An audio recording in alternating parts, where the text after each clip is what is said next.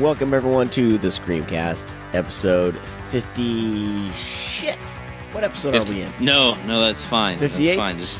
Just leave it at 50 shit, because that's what I call that's what I call every episode.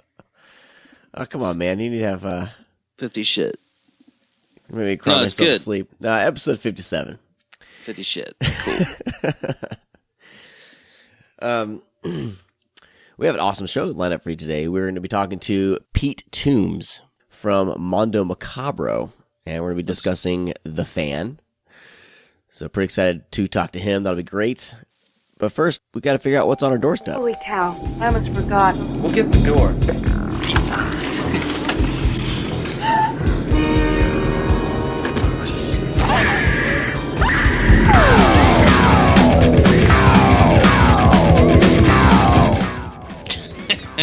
Question mark? Was that a question? What's on your doorstep? I don't know. I think we had one person use the hashtag. I'm trying to figure out how the hell to save the hashtag on my phone. What's on your doorstep, so I can see them. You know what I mean? The Twitter app is crap. No, yeah, you can't use the Twitter app. So I need to find a new app to do so I can keep an eye on those. But if you get cool shit, hashtag what's on your doorstep. Take a picture and let us know. It's fun. But I had a whole bunch of shit lined up on my doorstep, but I haven't got to watch it yet. But there's a few things that I did get to watch. I was going to go ahead and start if that's okay. I'll lead off this obviously, since you're, going away. Go ahead. I only have a few things. So, you actually let me know that the movie Deep Star 6 was on Blu-ray in Japan, and I popped a huge nerd boner because that's one of my all-time favorite underwater movies. It's not the best movie of all time, but I love the hell out of this movie. We watched it on New Year's one time, and it was one of the movies that my parents I can't even hear myself there we go. One of the movies that my parents let me pick out, because on New Year's we had a tradition where we would all go to the video store and we would all pick out a movie, and then New Year's my mom would make bunch of food, a bunch of snacks, and we would watch the movies we've picked. And it was like the first R-rated kind of horror movie they actually let me finally pick and bring home. So I was super excited about it. And I remember halfway through the movie, after I think somebody's chest exploded or something like that or whatever. Halfway? Was it halfway? You mean like 15 minutes before it ends? Is that later? No. I think when the guy gets, spoiler alert, some guy gets bitten in half by a monster. That scene, we paused it, and it was like the most intense thing I'd seen at that age, So we all paused it. We were like, we need to take a break because it was so intense. Watching it now, it's not as intense, but it's on Blu-ray in Japan, and so you let me know that it was on Blu-ray, and I immediately went to, because I was ordering. Because I know you would. I was ordering something already from Japan, and I could talk you into anything though. But dude, fucking Deep Star 6, man.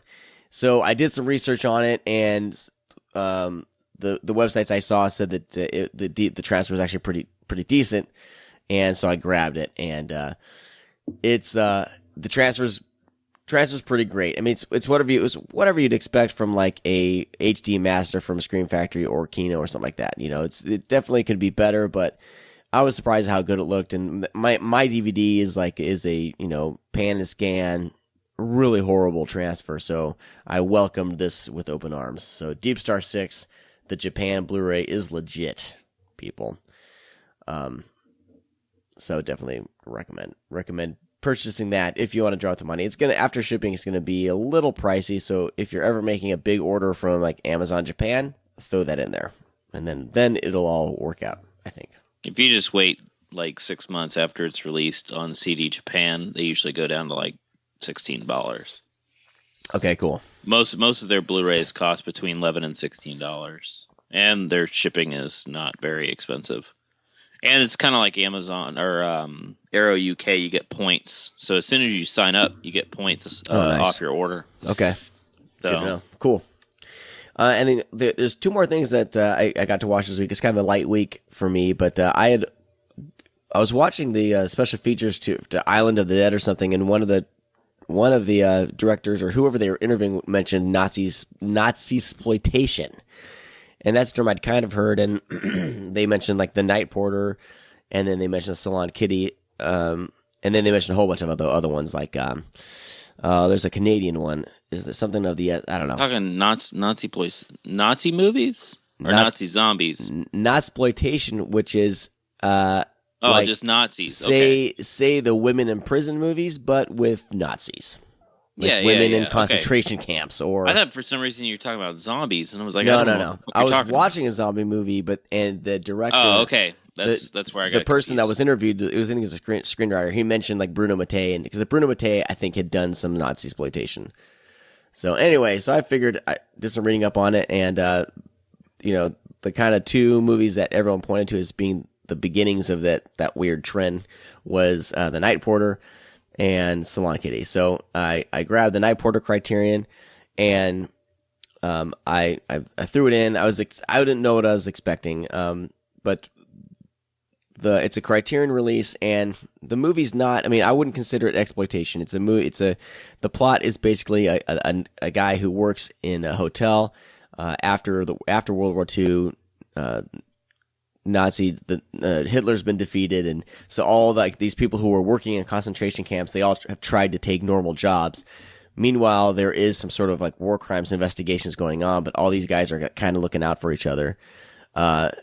So this guy's working as a night porter, and then a woman comes in that he recognizes from the concentration camp, as she was a Jew in the concentration camp. She's a guest in the hotel. And so the storytelling is a lot of him remembering their time in the concentration camp, and a weird sexual relationship happens in the movie where she's actually attracted to him or whatever. Kind of one of those things. I don't know what it's called, but when someone gets kidnapped and they fall in love with the kidnapper, right? You mean this? It's Stockholm Syndrome. Stockholm Syndrome, yes. Okay, so that happens, and then so we're cutting between a lot of the stuff happening in the concentration camp, but then we're also seeing them meet again and them kind of redevelop a relationship, and things go from there. And it's a really well done movie. And I'm thinking exploitation. I'm thinking this is going to be kind of trashy. This movie is not. This movie is very classy. The way they handle kind of like the relationship and everything, and it's not. It wasn't as explicit, I think, as I was expecting it to be. It's it's a very classy movie and a very interesting. But yeah, that's not really at all like exploit. That's more of an art house movie, right? But people kind of, when they talk Nazisploitation, they kind of go back to that one. I think mainly for one scene where she's dancing around in the kind of the Nazi uniform, topless. Yeah, I think that's more or less. It has like elements of that. Yeah, it's definitely not Nazisploitation. That's such a hard word to say for me. Well, it's kind of like Nazisploitation. It's kind of like with Sweetback's badass song, like that got lumped into blaxploitation, but if you look at it, it's really not. You know what I mean? It's kind of but out of that movie, a lot of stuff sprung up. Same kind of thing I think with The Night Porter, but it's a really well done movie, and I think there's a lot of, because I'm very interested in like World War II and history and things like that, and I think there's a lot of kind of from that perspective of someone who's come from the World War II, done a lot of things as a Nazi, as a soldier in Hitler's army, have done a lot of things that they kind of regret, but they're also trying to cover their ass. You know what I mean? It's a very interesting kind of conundrum that they're in, and I liked there's a dark undertone to the film where these characters aren't, black and white, and it's not cut and dry, and who's really a good guy and who's not. I mean, everyone has like skeletons in their closet, and these are like big time ones. This is, the dude like worked in a concentration camp as a guard or whatever, and so very interesting movie. I would highly recommend it. Moving along though to Salon Kitty, this is Tinto Brass, with a story about basically prostitutes in World War II, German prostitutes. They basically, the Nazis take over a cat house and basically make the lady who runs it fire all her prostitutes, and then they bring in specially trained German prostitutes, women that they had kind of taken from all over that weren't necessarily prostitutes. They wanted to make sure that they're actually, I think, mostly virgins or whatever, and they train them. So it's a very weird movie because Tinto Brass is handling very kind of heavy subject matter with his kind of normal little the way he shoots film. I don't know, like the erotic. It's like mixing erotic with like Nazi Germany, and it's a very weird combination. But I think just like Night Porter, there's a lot of underlying messages there and a lot of things going on in the film that are interesting, like with the situations these characters are in. Yeah. So that, I was expecting just pure trash, I guess, but I think what I got and why I think Tinto Brass was so good with this film is he kind of... It's more of a drama. It's more of a drama. He, just like Black Angel, he can combine stuff that's, in a normal film you would go, oh my gosh, that's X-rated or whatever. But I think he has a finesse with doing this stuff. I haven't seen his comedies yet. Yeah, they're weird compared to his dramas. They're completely different. Right. I mean, he almost does like a slapstick, like his comedies are kind of slapstick. Yeah, but weird. As far as the dramas going, especially these like World War II dramas that he's done with Black Angel and then Salon Kitty. It's actually Salon Kitty was first, and then Black Angel was in 2000. But I think it's interesting. I really like that there basically he can tell the story and not worry about what a rating is going to be. You know what I mean? Because all the stuff that I've seen has been in context with what would be going on in that situation for the most part. Well, I mean, he's a prolific filmmaker in the 70s. I mean, like Caligula, Salon Kitty, like you mentioned. I mean, everything's like really, and Black Angel, everything's like really down. Everything's really, precise. He's a very good filmmaker. Yeah. And then he just like snapped and was like, well, I'm an old pervert.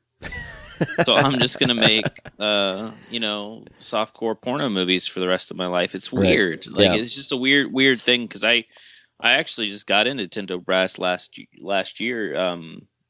I saw like bits of Caligula back in the day, but I jumped in with some stuff and I was like, man, he's really good. And then it was such a jumbling thing. Cause I think the first thing I was like Cheeky, and I watched Cheeky and I'm like, man, this movie is like really kind of weird for the 80s, and I look and it's like 2000 it came out, and I'm like, holy shit, like it looks super old, like it feels old. And then like I jumped into like Salon Kitty, I'm like, what is this? Like, it's completely different. Yeah. But it's just he's got a weird filmography. Yeah. Very interesting filmmaker, and this is my first kind of jump into his stuff. And so I've got these dramas out of the way, and then next is going to be the more of the bait and flicks, I guess. Yeah, it's weird, man. He likes to show his own penis too. Oh dear God, you had to tell me that. There's more flaccid penis than boobies sometimes in his movies. That was the case with Salon Kitty. And he loves buttholes. Like I'm that shit, and it's just like that's for real. It's really bizarre. Right. Anyway, so enjoy your HD butthole movies. Well, the movies I've seen so far are not that. Cheeky's really good. Yeah, I even though that's like a softcore porno, that's definitely like one of his highlights. Huh. Okay. Good. But what was the other thing that I watched? Man, I watched something else with him, and it was just like, shit. I can't think of his other. Was it in movie. the box set, or was it something else? The Cold Epics box set. I'm actually I gotta look it up because I don't remember.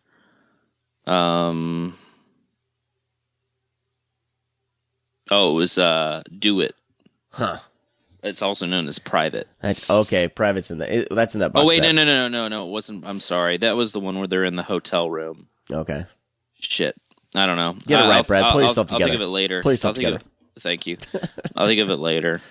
All right, man. That's all I got. I have other things on deck, so hopefully next show I'll have whittled away some of these movies I've got. I got a stack of I've got some good movies, and I gotta just watch them. But go. What have you been?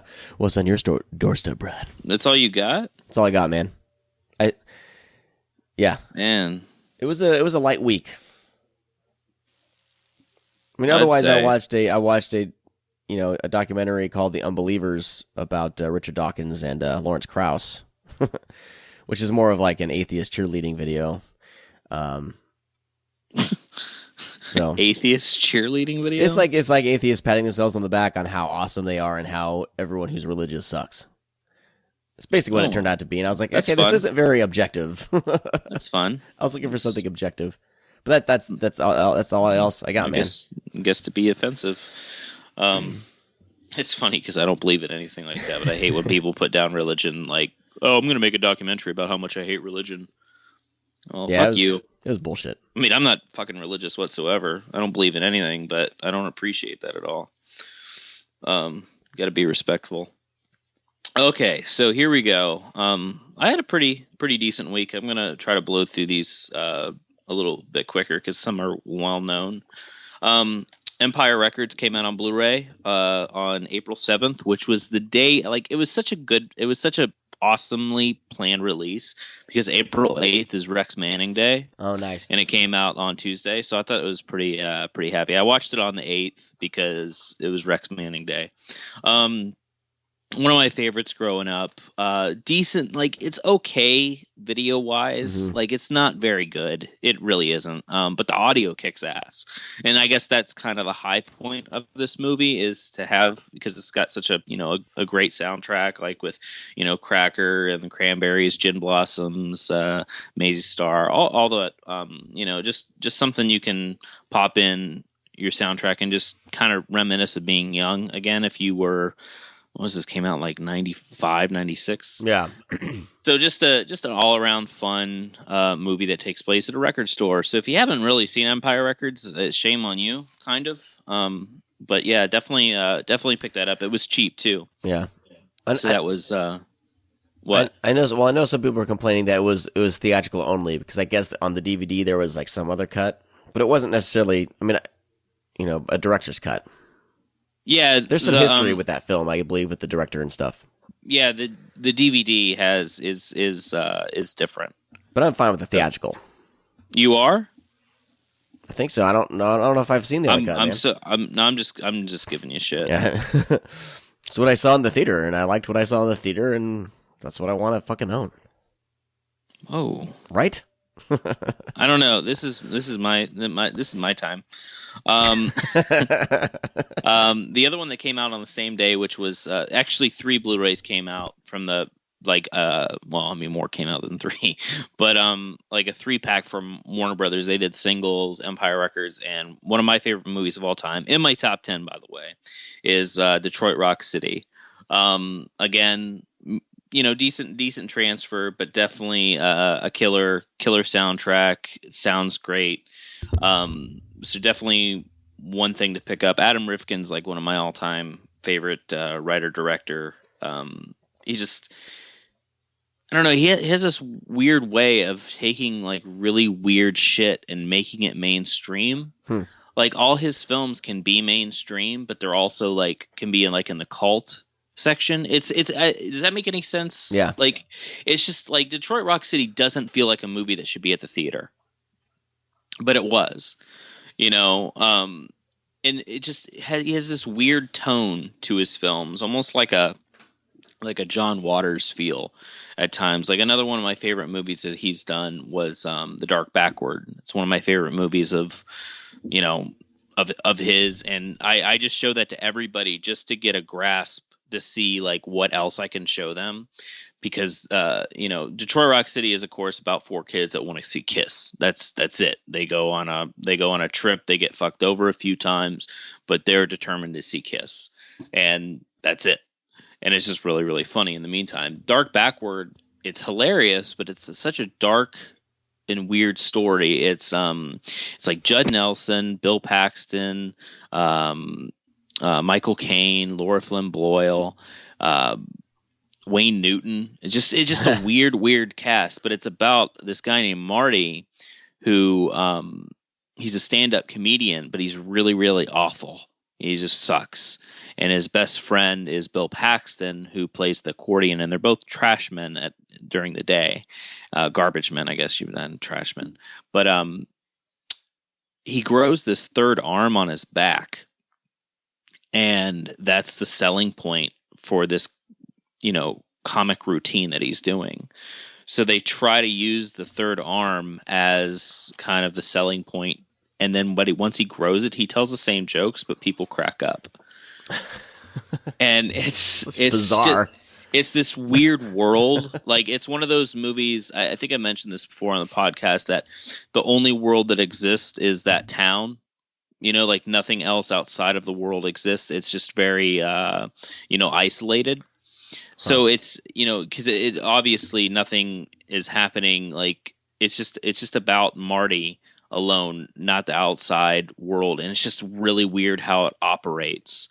Like Bill Paxton, he has this great scene where he's just in this, he's like in this house with these like really, really obese women. Like, I'm saying huge, like to the point of where it's like roll, just like, what do you call that? There's like a, it's not a sickness, but it's a, not a disease either. What do you call that? You're asking me to label something? Yeah, go ahead, because you're offensive. I don't know. So anyways, but he's like, they're rubbing chocolate all over them and just God. eating, and he's just like, and he was like, I'll even eat bugs, and he's just like throwing all this food, and they're just like basically fucking in food. It's just an awkward scene, but that's how the whole movie is. And it's just to see, to test people's ability to watch what I show them, because I like that type of shit. So anyways, moving along. Detroit, that was a deterrent from Detroit Rock City, but Holy definitely shit, okay.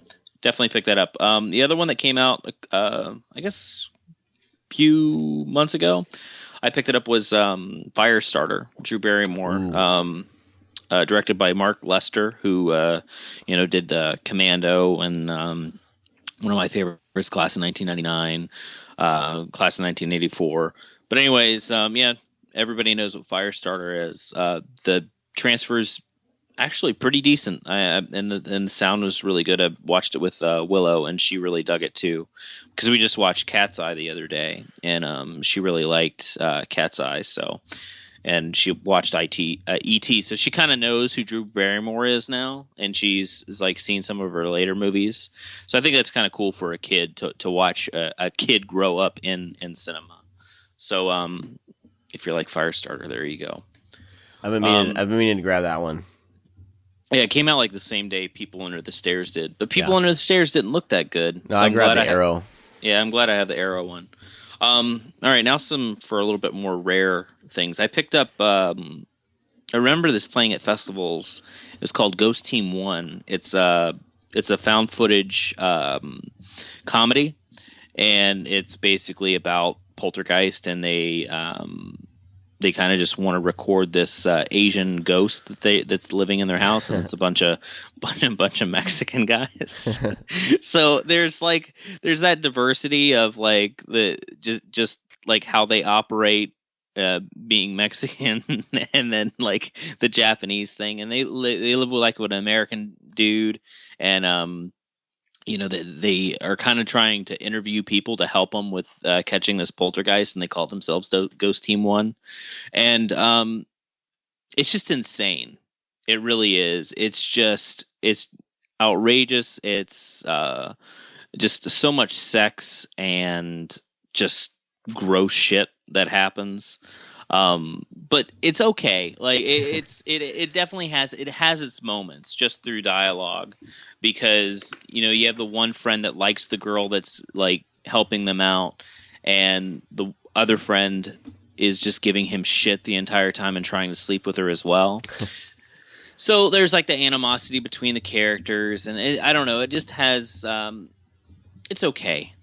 I'm not that big on comedy, so other people might really enjoy it. I snickered a few times. I thought making fun of the poltergeist camera thing was funny, because it's about time we're starting to get some parodies of found footage, because they do those found footage tropes that are all the same. Oh, nice. That sounds fun. So, the next one is an Olive Films release. Very kind of, I don't know, just disappointing in a way. It's called Blood Red. It has Eric Roberts, Dennis Hopper, Burt Young. It like has like an awesome setup, and every time you think the movie's going to like get better, it just stays stagnant and doesn't move. It doesn't like it's basically Eric Roberts plays this guy who is set on revenge, and Dennis Hopper wants to take over this town and it's a Western. It's set in like in the old days. But it's just like Dennis Hopper's so wants to take over this town and move everybody out, and Eric Roberts basically fights for they realize that they're corrupt and they're killing people. So Eric Roberts, and like there's going to be this huge shootout at the end of the movie, and like all the townspeople like get their guns, and all Dennis Hopper's people get their guns, and you're thinking, oh my god, this is going to be crazy the last 30 minutes, and no one shoots their guns. Are you serious? Yeah, dude, it's such a weird setup. Like like the whole movie is basically from the start feels like the town is going to be against all these guys that Dennis Hopper has. Mm-hmm. And they go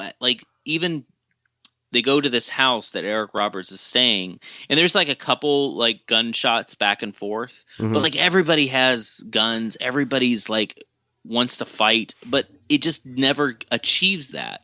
Like you really think it's going to be really ridiculous, like Year of the Dragon, like Michael Cimino's like shootout in that casino scene where just guns are going crazy and everybody like it's just so confusing because everybody's firing. I like that kind of shit. I like the hectic because that's what it's going to be like. Yeah, if 50 people open fire on one another, it's going to be nuts.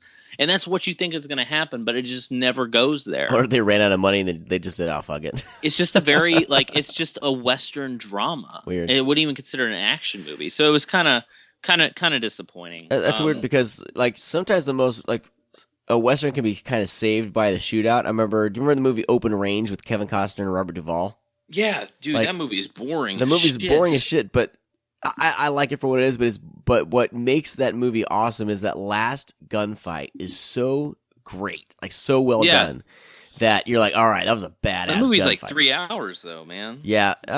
Yeah, I like it. I want that thing on Blu-ray, man. That scenery. Doing everything on Blu-ray. Well, the scenery's got to be stunning on Blu-ray, man. It's a really well shot film. But that gunfight, dude, is badass, and that saves the movie for me. That's the most memorable thing about the movie. And Robert Duvall saying, "They killed my dog." It's fantastic. All right. Anyway, another one that's just disappointing. Like it had the action, but it was just a weird setup. Another Olive Films released one of my favorite action stars, Thomas Ian Griffin in Behind Enemy Lines. Isn't there another movie like Owen Wilson? Yeah, in the movie. Or is that Enemy at the Gates? No, there's Behind Enemy Lines with Owen Wilson and Enemy at the Gates is the sniper movie, right? With like Jude Law? Yeah, with a really, really weird sex scene. You're always about the sex. It's just awkward. I was on a date when I saw it, and it was really awkward. Yeah, but did you have sex after the date? No. Maybe that was the problem. I think that movie killed that scenario. No. That's a very terrible story. That would have been I can't speak on behalf of that. I'll tell you later because it will ruin it will ruin a future episode. Oh shit! Okay, never mind. Anyways, Behind Enemy Lines, Thomas Ian Griffin. He's a soldier who basically quits. He's done his missions. A bunch of shit happens, so he's like fixing boats, and then he gets called in to do more soldier work. But it's like he has this like crew of kids, and then they start helping him, so they become like military in a way. It's a cool concept, but like they're like really good, but they have no military background. It would be different like if they were just his friends and they were helping out, but they like become almost military. It seems it's just really oddly set up. But anybody who knows Thomas Ian Griffin is, he was in Excessive Force. That's really one of probably his best. He was in Call to Conquer. He plays Valak, the main vampire in John Carpenter's Vampires. He was in one of my favorite action. I think he was in Karate Kid Part 3 too. But anyways, another movie that has so much potential with action, but it just never achieves it. Like, and even they have, who's that guy's name? He plays is it Malachi? Who's in Children, the redheaded kid in, is that Malachi? Or Malachi's the little kid, that Isaac's kid. I don't know. Right? I can't type anything because I had spilled coffee on my keyboard. Oh, no. His name's Courtney Gaines. He's the redheaded kid with like the big teeth. Well, okay. He's like one of the helpers, and like they're all like jumping over shit and shooting bad guys, and it doesn't really focus on Thomas Ian Griffin all that much. Huh. It's like these other guys because they all get separated. I don't know, just a really odd action movie. So I have two movies that I can't really recommend. But well, that's the weird thing with all of films is they're just dumping all these movies onto Blu-ray, which is great. But some are hit or miss, man. You gotta do your research on some of these movies before you buy the all of films releases. Well, it seems like at first with Blu-ray they were picking the best movies that they know. I don't know. They released Highlander 2. No. I'm not saying all of films. Oh. I'm saying when Blu-ray kind of first came out, they started doing, just the new releases. Everything gets a Blu-ray release now. But when they started reissuing older movies, it was just the best of the best.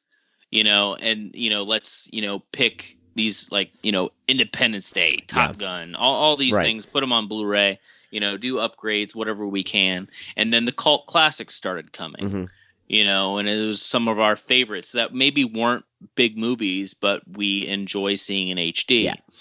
And now it's just everything. It's all back catalog stuff, kind of like the same thing that happened with DVD. Yeah. So we're just getting, old HD masters from MGM, and they're slapped. So at one point, part of me still like, oh, it's getting a Blu-ray release. That means somebody out there like really likes this cult classic movie. But it turns out it's just a fucking failure, and it's just whatever. Mm-hmm. Have you noticed that? Like, am I the only one that has picked up on that? It's, we're getting a lot of really great releases. A lot of companies are finding, really fun cult movies that are going to be great. Ghost Town. I'm thinking of right now. Stuff like that. The Scream Factory is doing, but yeah, we're also getting. It's almost like they're just, and MGM is just needs money, so it's like all these companies are just going through MGM's vaults, and companies like Olive, like they're going to grab these movies and they're going to be dirt cheap. You know what I mean? And they're just going to do some sort of contract with like 50 movies at one time, and they'll schedule them on. They'll grab the HD masters, just slap them on there with no special features. I think the Olive films especially are bare bones, but all these are just the disc, which is cool, which seems cool, but it's almost like some of these movies, this is the one time that I'd be like, maybe they just put it on Netflix. You know what I mean? Maybe these movies, are fine with not going to Blu-ray, but having some being HD and streaming somewhere, because a lot of them seem like decent rentals to give something a chance. But I'm not sure the price points on these, but no one's gonna. If you spend $20 on a movie you've never seen, and no one's ever hasn't really seen, and you take a chance, that's a big chance, Yeah, well, the thing is that, like I said before, is that whenever these Blu-rays came out, the same thing with DVDs. DVDs first came out, they started releasing the new stuff on DVD, and then they started picking up older films and giving them the DVD treatment, and then everybody started releasing DVDs of older films. Yeah.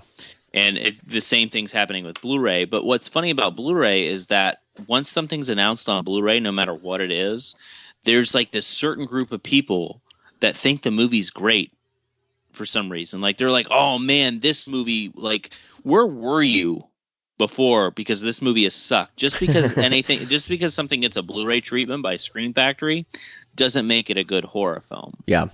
So that's kind of funny to see those fanboys that think that anything's released by their favorite company is going to be great. Because they're not fishing out the best of the best. They are just getting what they get. It's like they are somewhat with like maybe one or two titles, but then MGM is saying, "Oh yeah, can you guys take these two?" Yeah. We'll throw all these in as long as you can buy these 2 movies as long as you release these other 10. Well, I kind of started to notice that whenever they released Eve of Destruction. Yeah. On Blu-ray, because I Yeah. remember on Facebook, people were like, "Oh man, I remember how great this movie was when I was a kid." Thanks for making me relive part of my childhood. Well, that might be the case with a couple people, but not like this just mass of people that's worshiping, Eve of Destruction. Because we reviewed that on the podcast. That's not a good movie. No.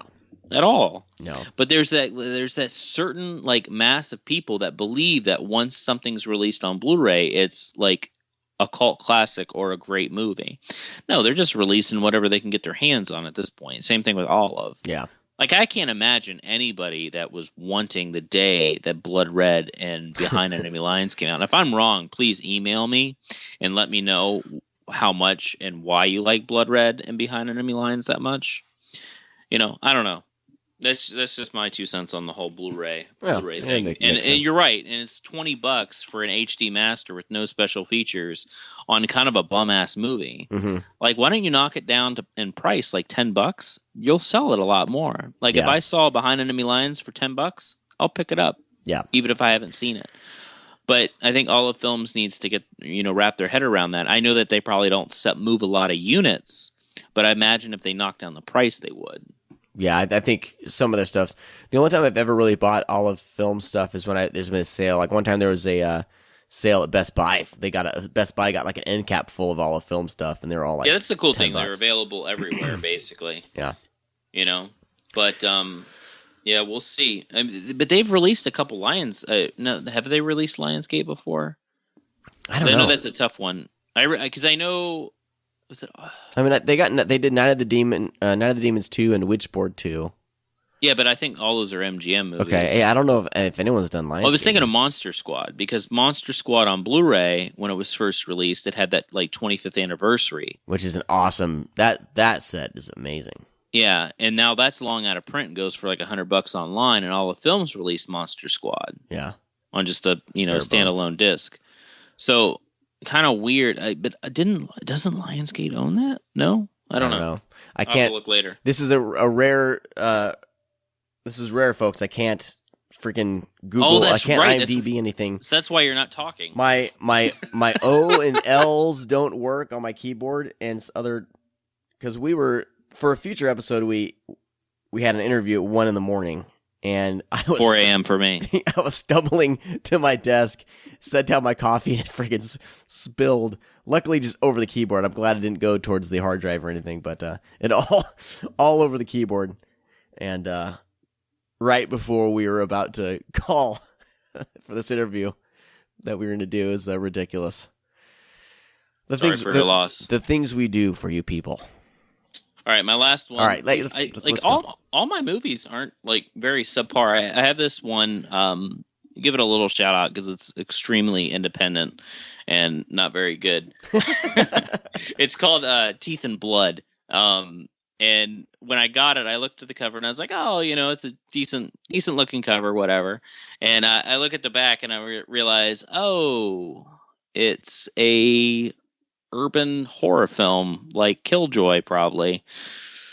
And those movies, they try to emulate kind of the blaxploitation thing, and this one tries really, really hard to grab that horror blaxploitation element, but it just never achieves it because it's super fucking cheap and the special effects are awful. Oh no! It feels like this thing should be belong in the 90s. And it was one of those one VHS copy in the corner of the shelf at Blockbuster that never ever moved. But you kept seeing it every time that you walked past. But you're like, ugh, that does not look good. That's exactly what this movie is. It's the movie that will never be seen and lost forever. But anyways, it has so many cool blaxploitation elements. Like they have a pimp that's a vampire. It's basically they're filming this movie and this vampires kind of erupt on set, but then there's like this whole backstory of the ancient vampires. The director's an ancient vampire. So yeah, they just want to take over the world, and it's just like on this movie set. It's just really bizarre. Another one of those films that kind of like forgets the outside world, and it's just actually the whole movie takes place inside the studio. But yeah, it's just a poor movie. What was the name of that one more time? Teeth and Blood. Teeth and Blood. Yeah, so I got a bunch of shit in the mail, and I watched it. Hopefully next week is better. So awesome. All I can really recommend is Empire Records, Trorax City, and Firestarter. Cool. Okay. So fantastic.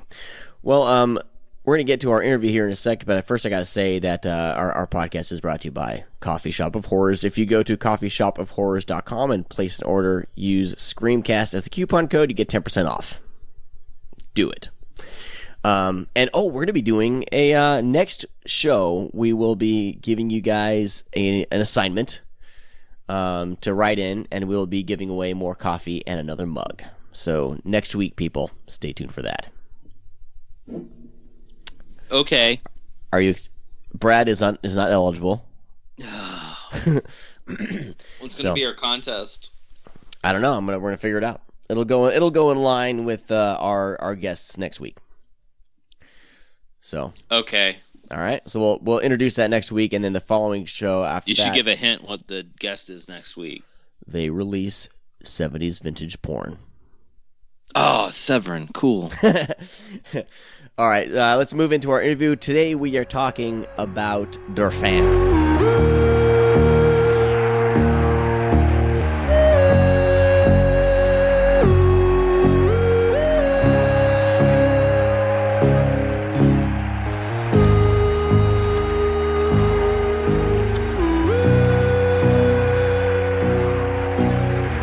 Augenblick.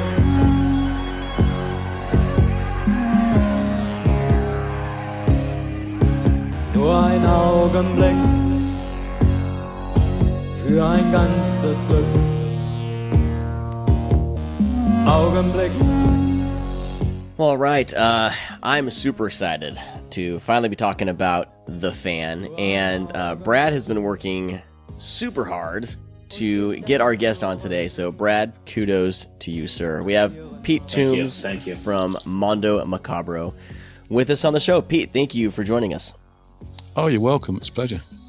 Now, I've heard of Mondo Macabro mainly because The Fan piqued my interest, and I think Brad had brought up like Lady Terminator, I think, and a couple other things as we've been doing the show. But The Fan was the first Blu-ray that I had purchased from you guys, so I was very excited to finally get something from you. And how long has Mondo Macabro been around, and when did you guys start up? Oh, God, a long time. Yeah. In the US, I think we released our first title 2002 or something like that, maybe 2003. So it was 10 years or more ago. Okay. We've been through a number of different distributors, a number of different sort of ups and downs over that period, as everybody, Mm-hmm. And The Fan is actually our third Blu-ray release. Everything else was obviously originally a DVD. And obviously I'm from the UK, as you can probably tell, with the peculiar accent. And we actually started with VHS. Okay. We've been going that long, I hope people remember VHS. Oh yeah, I know it's coming back. Actually, isn't it? It's coming back in a. Brad in a has kind of walls full of VHS in his office. Oh, excellent! Yeah, good. Yeah, good guy. it's funny. Most of the films that you've released, I own on VHS. So it was like I remember picking up, Finding the Warrior in the wild, and I just went ape shit. And I mean, I think it's also Mondo kind of got me into because I learned about you guys earlier on because I stumbled across Lady Terminator, and I was in high school. I think a senior in high school. I found it, and I was like, there's no way that this exists anywhere out in the wild, and it's on DVD. I found out, because I remember you guys released that early on, 2003, 2004, maybe. And, I picked that up and I was like, who the fuck is putting out Lady Terminator on DVD? Because, I mean, at that time, DVD was a big thing. So I was like, immediately, I paid, I forget how much it was at the time. And then hopefully not too much. It was expensive. It was expensive. But, it was worth it because I couldn't believe that a film that I kind of discovered on my own that's so weird and insane was actually someone took the time to put it out on another physical media source other than, VHS. And then I kind of dove into everything else. And so I started blind buying everything when you guys would put them out. And, just because some of the stuff I haven't heard of, or, I had VHS copies of it I never got around to watching. So I, purchased the DVD to, make it go longer. Cause I mean, the VHS is getting a little old, but I mean, even some of the films that you've released, like The Devil's Sword, I've actually talked about Mystics in Bali quite a bit on this podcast. Right. And then eventually Don't Open Till Christmas you guys released, which it was a little bit more notable title for you guys to do. But yes. Early on I got into it. That was more in the sort of slasher kind of thing, which we probably kind of not dealt with so much. I mean, the genesis of I've been doing video stuff for a long time, since the 90s, in fact, in the UK and so on. But the genesis of the Mondo thing was I wrote a book, again, quite a long time ago, which was called Mondo Macabro.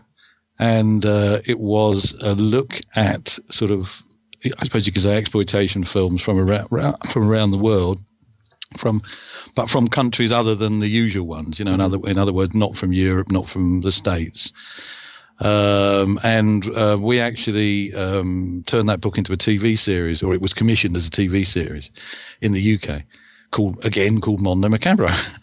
And my partner, business partner, Andy Stark, it was his idea. He said, because we'd obviously made a lot of contacts with people who own films and people in, what I suppose you could call exotic countries in terms of video releases who owned these films. So he said, hey, we should, why don't we try putting some of these out, And at the time we were releasing stuff in the UK, and we thought, well, the UK, it's a small country, maybe they're not ready for this, but where would they be ready for this? And we thought, go west, young man, so the States, so that was really how it started. And I mean, Lady Terminator was obviously, it's from Indonesia originally, that film, and we'd made a TV show about Indonesia, so we knew quite a few people in the business there. And The Devil's Sword was another film from Indonesia, and we knew the producers of that film, so that was the kind of way that this label was built up. And I mean, the idea of it was, the sort of subtitle, if you like, of the label is The Wild Side of World Cinema, which is kind of a grandiose claim, maybe, but we do try to keep that in our minds fairly solidly. And so it's kind of looking for things that are not necessarily mainstream, but that still have some kind of an interest, and hopefully they're interesting as films, as well as just pieces of exotica. And we've done stuff from Europe, we've done stuff from the States, actually. I mean, we released a film quite early on, which was called Aswang, it was called, and it's from Wisconsin.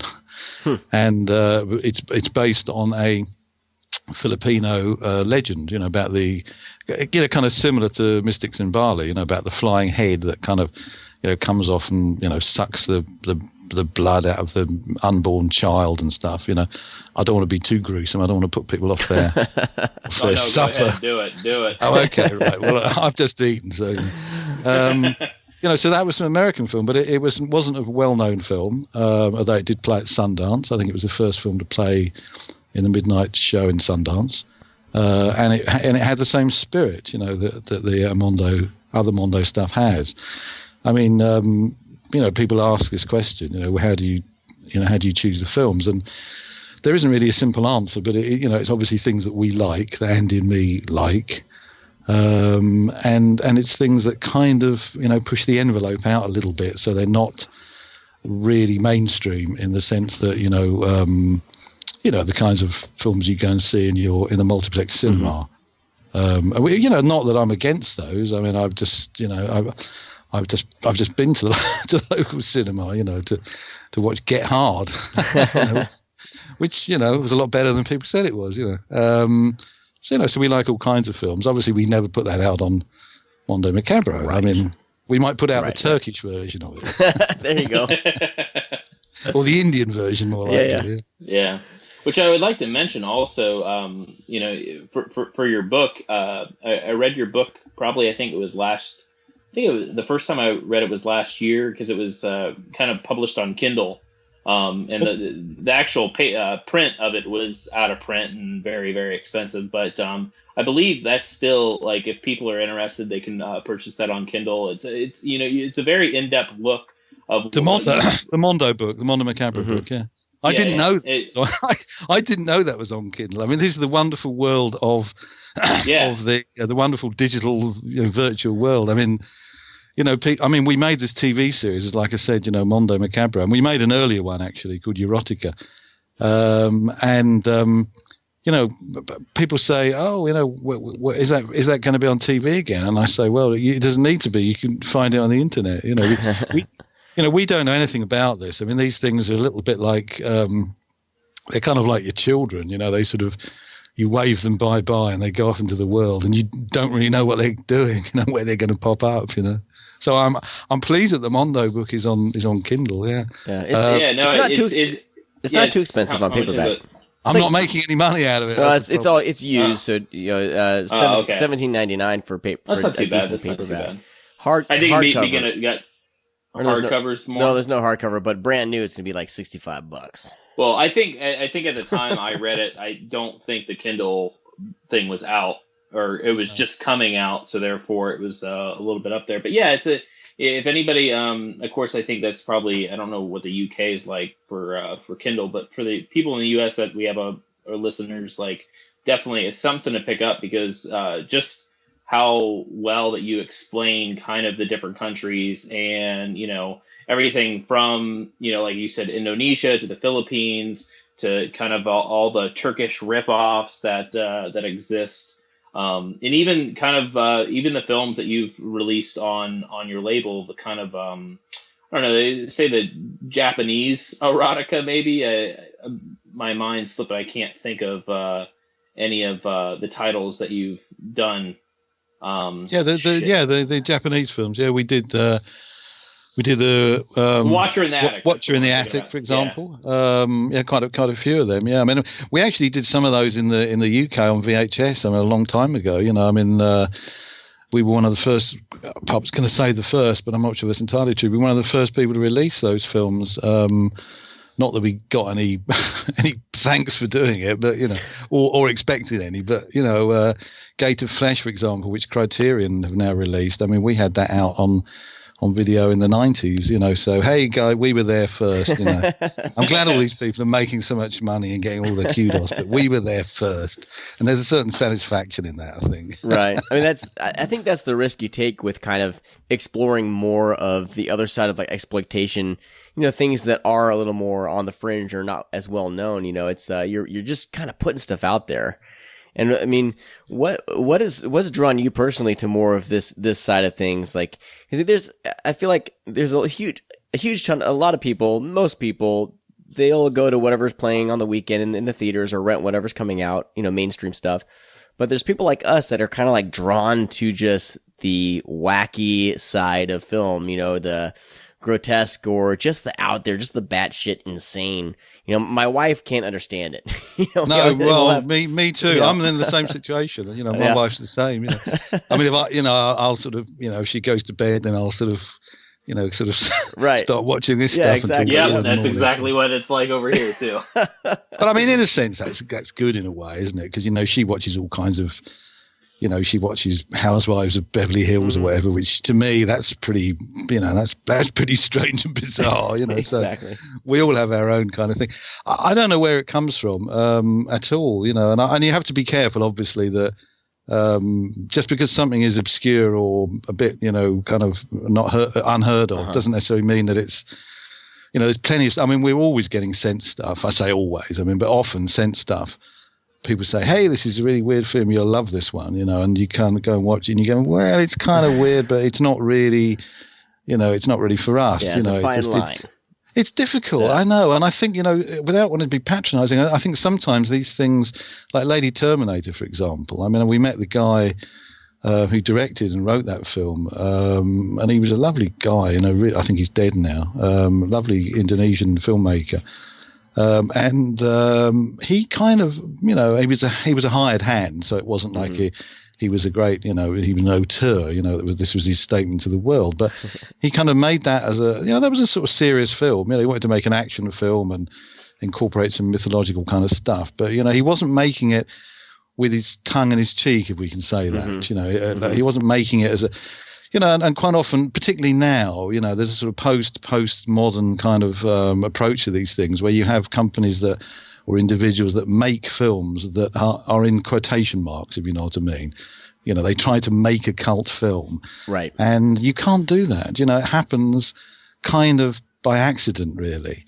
No one quite knows how. I mean, there are modern films that you can call cult films and so on. Don't ask me to name it at the moment, but... Generally, these things, so they sort of fall through the cracks and then they sort of creep back up again, don't they? And you sort of suddenly people notice them. And I mean, there's films in the 80s and the 90s and probably the early noughties now that people are saying, hey, have you seen that? It's got forgot. It didn't get noticed when it first came out, but it's really kind of different, And that's the way it happens, And I think it's just a question of taste, isn't it? And I don't know why this should appeal to me or to anybody really, but I know with myself the story was that I kind of grew up watching in those days in the television in the UK was pretty good in terms of film. We used to get all the classic films, like Orson Welles and from Orson Welles to Sam Fuller and also the Italians, Fellini and Antonioni, all the Enis, So I, very young, a teenage, 14, 15, I saw all these kinds of, world classic films, yeah? And there's a kind of a point where you feel you've seen all of those. Where do you go next, Yeah. And I suppose it was just in casting around and looking around and seeing what was out there, you start to discover that there's all these countries that make films like Turkey and Indonesia, Philippines and so on that you don't hear about. And so you say, I want to find out, what these are like. And that's, you go on this kind of journey, I mean, obviously it's not, most people are not going to want to do that. Right. It's like kind of hitchhiking to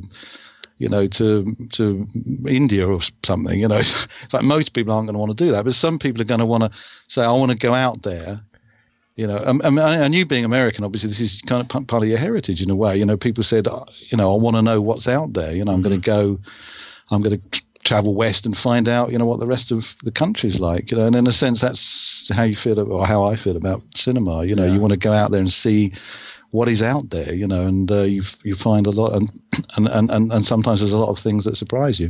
Yeah, I'm about to. I mean, I kind of do that. I'll go on kind of binges, or I'll all of a sudden want to check something out. I'm about to start a Nazisploitation journey. There's a lot of them. Yeah. And I started with Tito Brass's Black Angel, and now all of a sudden I have Salon Kitty, and then I just got The Night Porter, and then there's a few more on my list to check down, and it's just, it's ridiculous, these little kind of binges that I'll go on, and then, next month it'll probably, maybe something else that I'll start seeking out, but it's just a lot of fun to discover, That's right.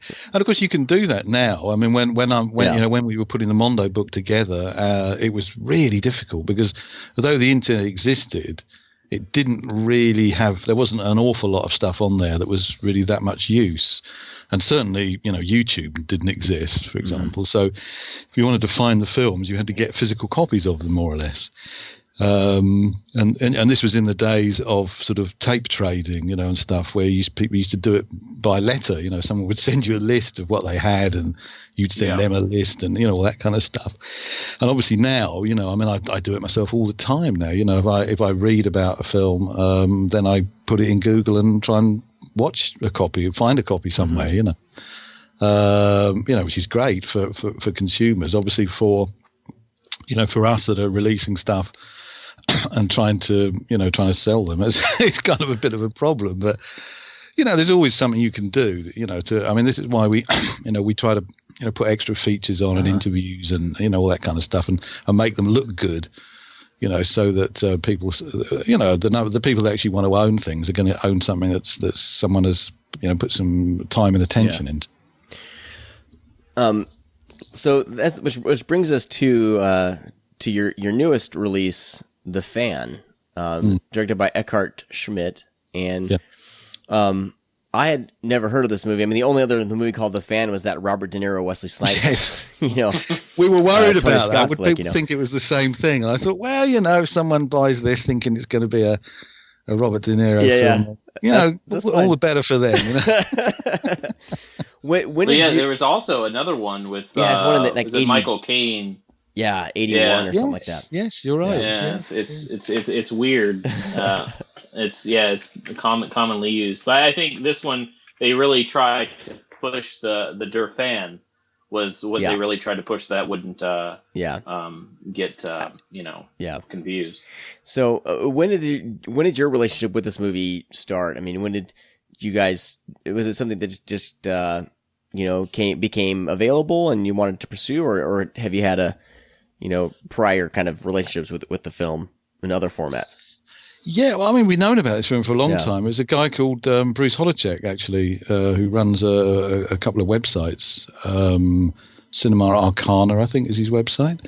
And we met. I met Bruce a couple of times, I think, but certainly I remember meeting him in Washington a long time ago, 10, 12 years ago, I think. And he mentioned this film to us, and we kind of, and it took us a long time to get around to actually releasing it. I mean, it's things come and go, and sometimes you can't find out who owns the film. Mm-hmm. This is one of the problems. And I was looking over the last few years. I've been looking at quite a lot of German films because there's a period from the late 70s through to the mid 80s, I suppose, when there's quite a few interesting German films came out. Mm-hmm. And I was just casting around and talking to people and so on, and The Fan kept coming up, and I thought, that's a really interesting film. We should have another look at that, and started on this search to try and find out who owned it, because it wasn't this director Eckhart Schmidt has made a lot of films. I mean, if you look at his IMDb page, there's about 120 films on there. I mean, a lot of them are TV and documentaries, but he's made a lot of feature films, and The Fan was not the first one of his feature films that we were interested in, but we couldn't actually find out who owned the other films that we were looking at. So I kind of came back to The Fan, and we thought, come on, this one deserves another look. And it was featured in a book called House of Psychotic Women. I don't know if you know that book. Which if you don't, it's worth picking up. Book, Keela Janis, and she writes a really nice piece about it in there, and that kind of got me thinking about it again.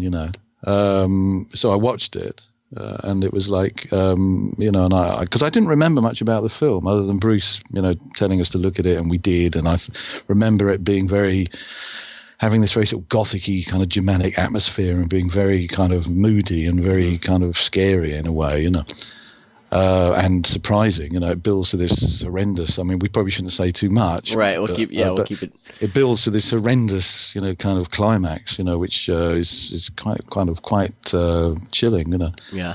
And really sticks in your head. So had another look at it and thought, this is one to go for. and found out who owned it and all the rest of it. And fortunately, we were able to get involved in getting an HD master done, because initially we were just going to put this out on DVD. And I knew it would look good. I mean, it wasn't an expensive film at the time. It was a fairly low budget film, but it had, it was nicely shot and framed, and it has this kind of sort of cool atmosphere. Mm-hmm. I mean, you've seen the film, know what I mean. And I always thought, that would look really nice on Blu-ray, but is that going to happen? Because at the time there was only a standard definition master available. But fortunately, we were able to put it out on Blu-ray, and I think it looks pretty good. Oh yeah, it does. Yeah, very, very good. It quickly became like one of my prized possessions. I'm like so glad that I'd bought it. Good. Well, the story is fascinating too of this film, and I think in a weird way it's still timely. I mean, we have a teenager named Simone who is just obsessed with the singer of this kind of new wave band, German new wave band. He only goes by R.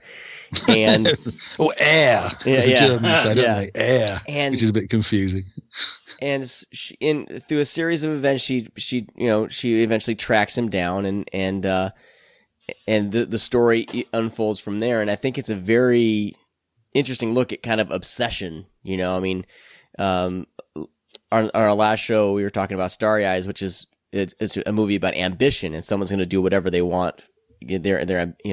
To fulfill their ambitions. And this one, she'll pretty much, it almost seems like she'll do whatever she wants to fulfill her kind of obsession with this singer. And it kind of gets that teenage obsession 100% right with how, I mean, I have a daughter, and I'm dreading, I'm dreading when she turns, 14, 15, Don't show her the fan. No, exactly. I suppose you could show it to her as a warning. Right, exactly. Exactly.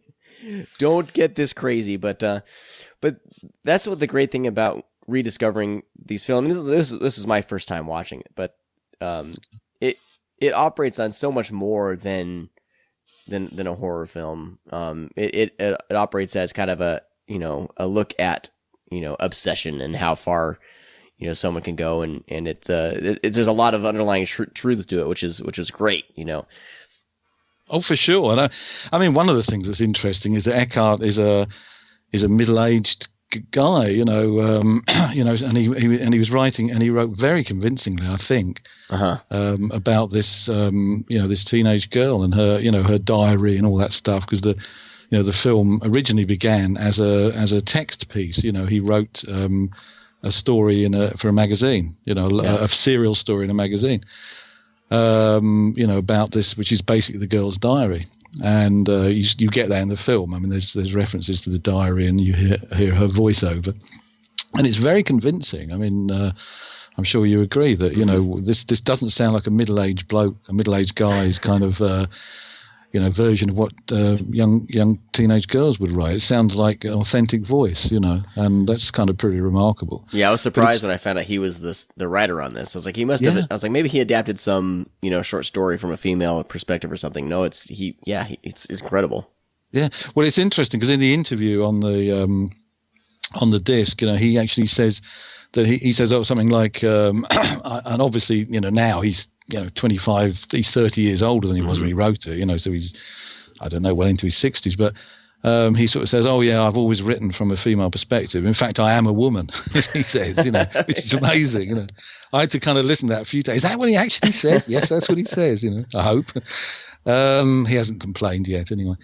But yeah, and I think that actually from his other films that I've seen, he's very much writing and filming from the female perspective, and that genuinely seems to be something that he is interested in.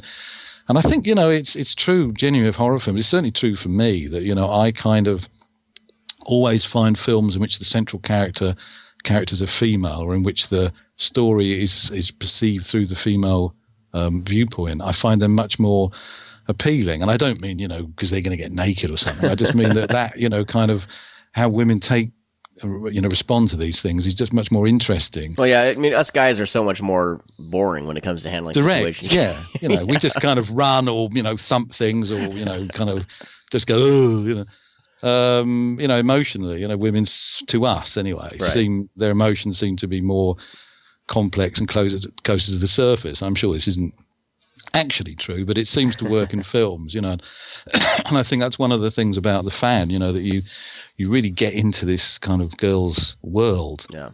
Totally, and you go on this journey, and although we say she's crazy, she doesn't sort of seem that crazy from the outset. We can all remember, kind of, getting obsessed with bands and things, like in our younger days. I can even I can remember that. Yeah. And so it seems like a normal kind of thing, but it's the intensity of it and the single-mindedness of it, that she's going to, she's not going to give up. And she travels to, to Munich, to this TV station to meet this guy. And that's kind of, when it really kind of kicks into another gear, isn't it? Yeah. Hey, Brad, when was this the first time? This wasn't the first time you've seen The Fan, I'm assuming. When was the first time you saw The Fan? Oh, man, I don't even know. I would say maybe early 2000s. It was just a VHS copy. I think it was a bootleg, actually. But yeah, that's when I very first saw it. And I was shocked to to watch what I was actually seeing. It really, it didn't. I wasn't offended or anything. It was just how the film was presented in kind of, it's not tasteless at all, and it can be. It can be in that tasteless sense, but it felt very real, and like you said, it felt timeless. Like even watching it now, and it's probably just due to the fact that the transfer is really good. The film doesn't feel as old as it is. Yes, it feels something a little bit more modern. So it's something I really enjoy. But no, I enjoyed immensely rewatching it because it's been a long time. It's kind of like a sort of fairy story, isn't it? On one level, she wants to meet the prince and all this kind of stuff, and it's, and some of those fairy stories, if you look at them, the Brothers Grimm kind of stuff, the original stories, they're pretty grim, they kind of take you places, and I think, this is the same, she goes to meets the prince, and he takes her to his castle, that apartment and so on. And there's a kind of a strange logic to it, and because you spend all that time with her at the beginning, getting into her internal world and seeing the world through her eyes, when the sort of the denouement, when it sort of develops into the third act, you're sort of in there with her, and it's not presented as you said, it's not presented in any kind of gory kind of trauma kind of traumatastic kind of way, which it could be. That's not to knock them, of course, but which it could be, and it's very emotional. In fact, those scenes where all the things we're not going to talk about, happen. It's presented very emotionally and very very coolly, isn't it? Not coldly, but coolly. Like we're seeing it through her eyes, and it seems logical. This is the weird thing. What she does, all of it, right up to the end, all seems logical. But when you actually look at what she's doing and you analyze the acts, include particularly some of the later ones, you're kind of, Jesus, that's really strange. But it kind of, in a weird way, it doesn't seem strange when you're watching it, does it? Yeah. It's one of those films that takes you into its world, and it's only afterwards you go, oh my God, that was I was in a scary place. It's like a dream. It's like a really strange dream. Yeah, for me, it was the more I thought about it, the more I was just like, wow, that was messed up. The more and more I thought about it. Let's talk about, is it Desiree Nosbush? Desiree Nosbush, the who plays the girl, who plays Simone. I mean, she was just fantastic as that character, because there's long stretches of time in the movie where she's not really talking, she's just reacting or even just sitting there listening to the music, and even just through her being still and reacting to the music she's listening to, or staring at someone across the way, or she just does an incredible job. And was this one of her first? It's just one of her earliest movies, and I know that after, when the movie came out, she was upset at the amount of nudity that they used in the film. It's difficult, because that Eckhart deals with that on the on the disc, talks about it, and she hadn't made a lot of films, but she was a TV star in on German and French TV in Luxembourg and so on, and ever since she was very young, I think 12 or something, 11 or 12, like on young girls programs and so on, pop music programs. So this was her background, She had made, I think, a couple of films before this. I can't actually remember. Yeah. But the sort of naked scenes in the film, I mean, in a weird way, they don't seem, or not in a weird way, in totally, they don't seem exploitative in the sense that it makes perfect sense. It makes perfect sense for her to be, so it's not gratuitous. Not that I have any problems with gratuitous stuff, but this isn't gratuitous at all. And he storyboarded all of those sequences in the film and discussed it with her, and she, they knew exactly what was going to be filmed. Mm-hmm. And it wasn't filmed, surreptitiously, with the, that famous Paul Verhoeven scene with the Sharon Stone and the which she claims, she didn't know about. Okay, I don't believe, but that certainly wasn't the case here. She was involved in all those scenes, knew exactly what was going on. And it was only, and this is interesting in a way, because this is the power of editing, this is the power of cinema. It was only afterwards, when the film was cut together and she saw it, that I think, she was just a bit shocked by the power of what was happening. Because, I've, worked on films and things, and I've seen things, what it's like when films are being shot.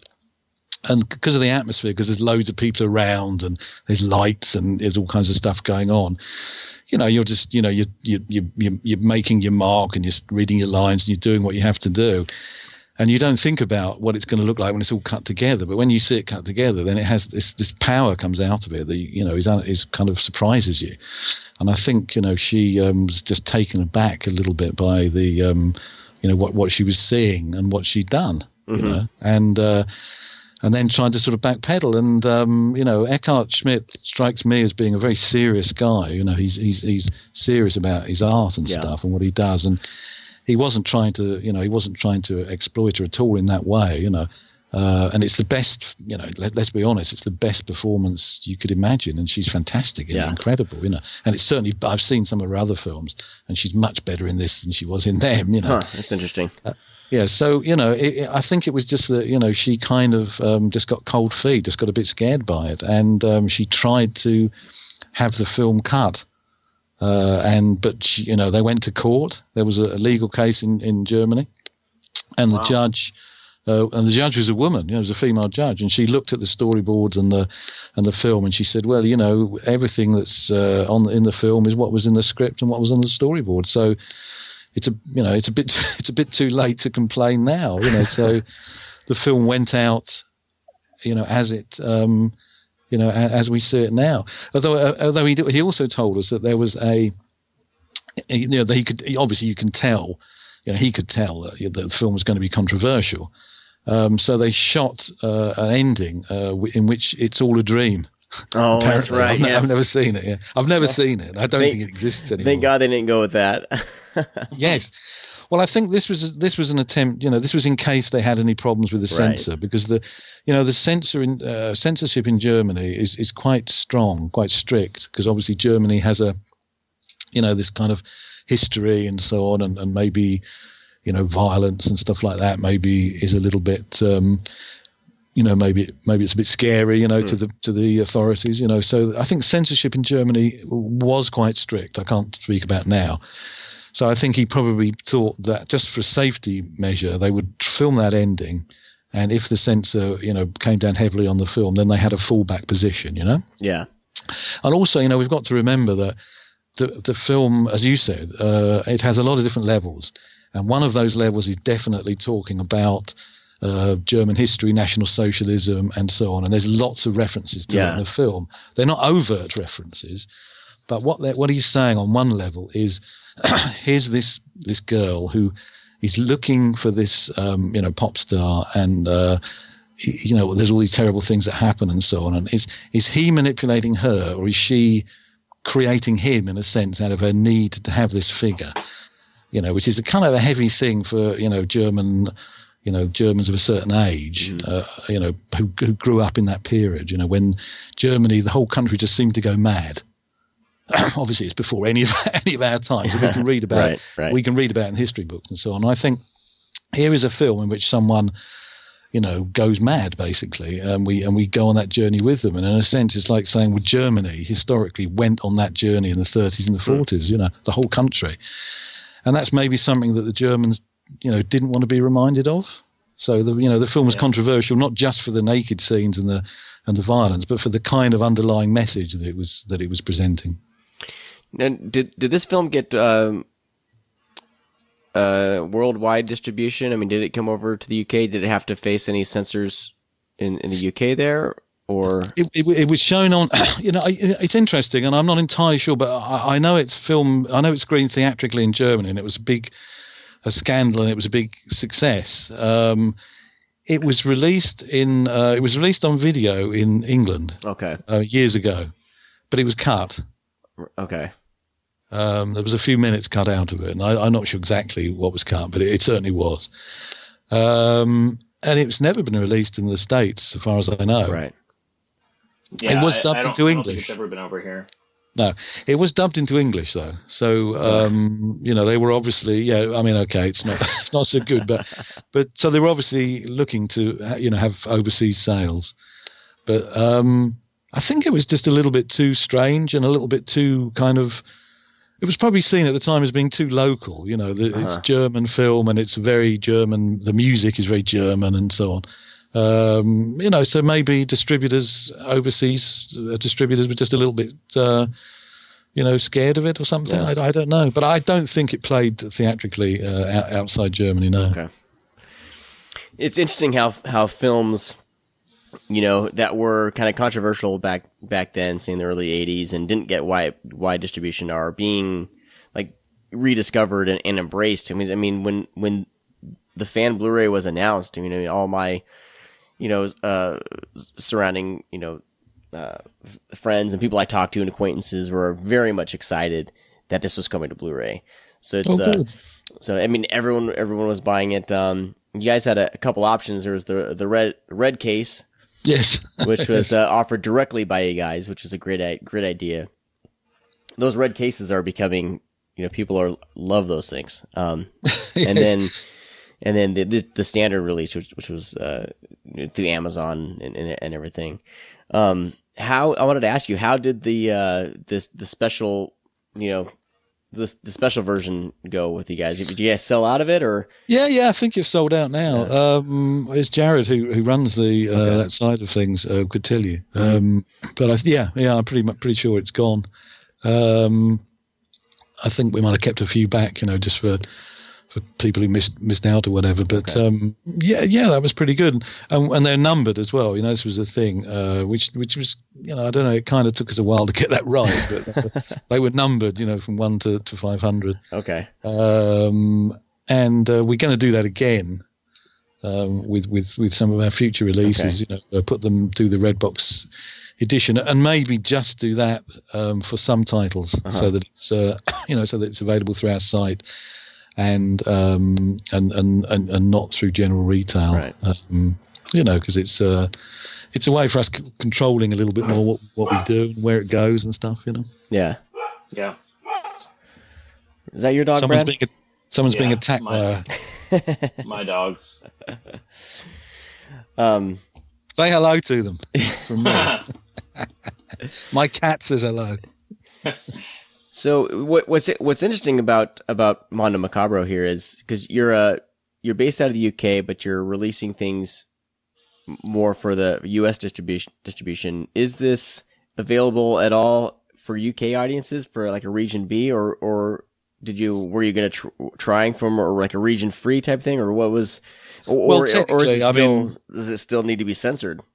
Yeah, technically, we only have the US rights, so it's US only at the moment.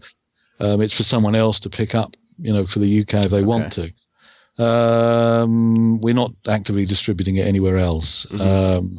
Obviously, as everyone knows, with Amazon and the internet and so on, people can buy something, buy things from wherever they're, can find them from wherever they come. I don't know that anyone has picked it up in the UK yet. It's certainly been released in Germany, obviously. Yeah. I mean, where obviously it's a much bigger thing. But yeah, if someone wants to release it in the UK, it's there for them to do. But I suspect they probably won't, because it probably would still be. It would still have to be submitted, wouldn't it? I think, yeah.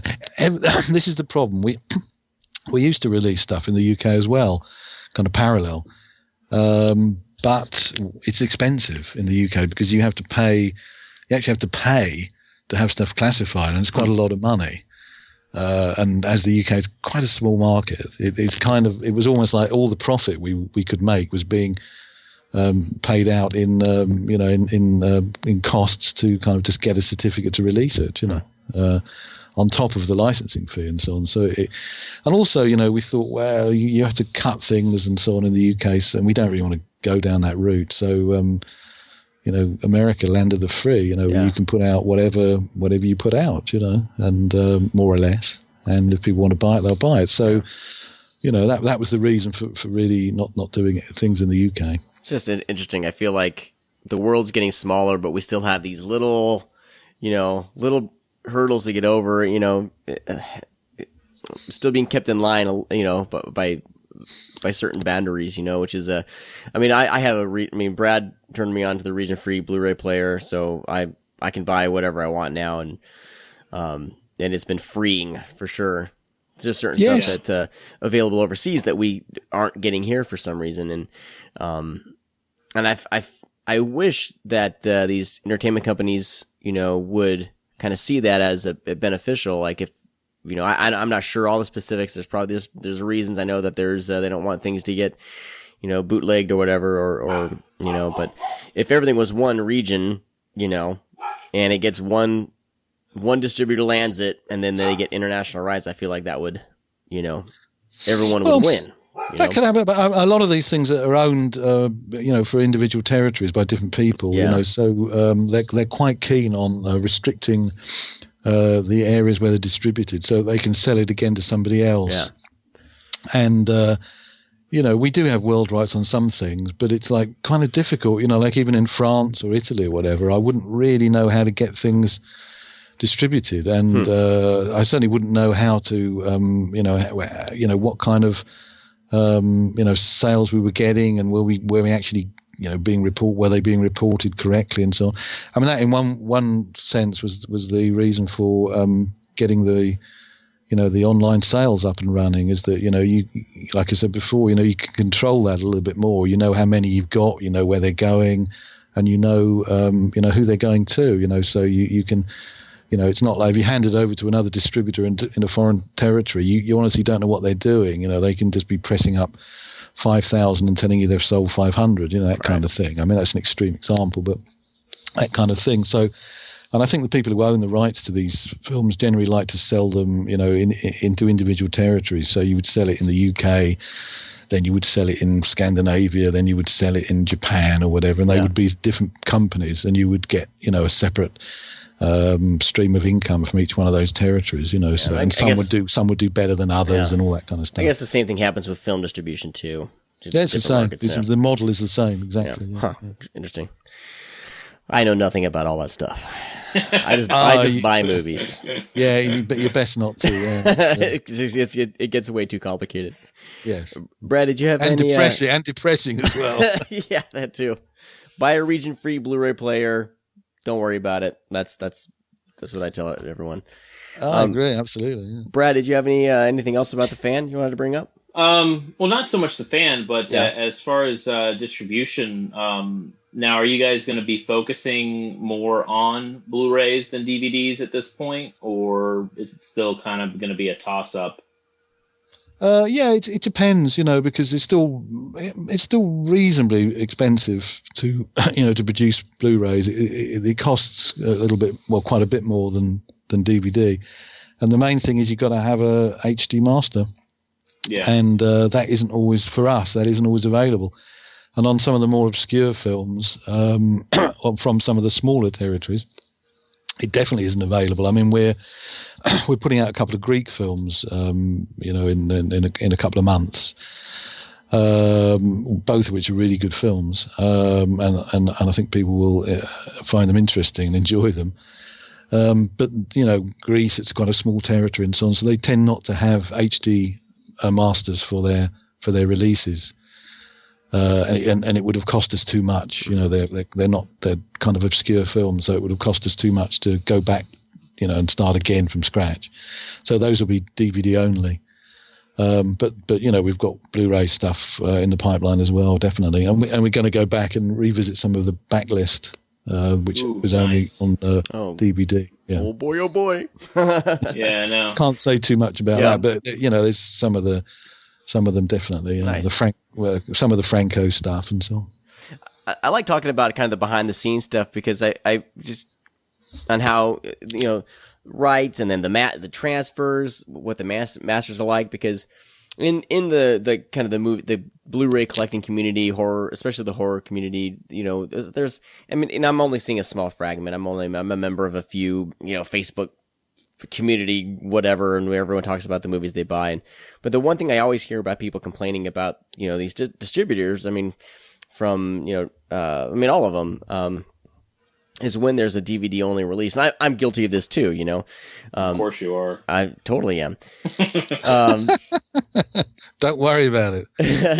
but it makes so much sense that, you know, why would we put a non HD master, you know, onto a Blu-ray? It doesn't make sense. And then, you know, I don't think people realize the cost of doing a 2K or a 4K scan, you know, of the original elements. And then how are the elements? You know what I mean? It's just, there's so many things that go into deciding, you know, what format a movie is going to be out on. And I think the more people hear it, the less kind of, you know, complaining we'll hear from the community. And I think that's, it's really cool to talk to, you know, more and more distributors about this kind of thing, you know.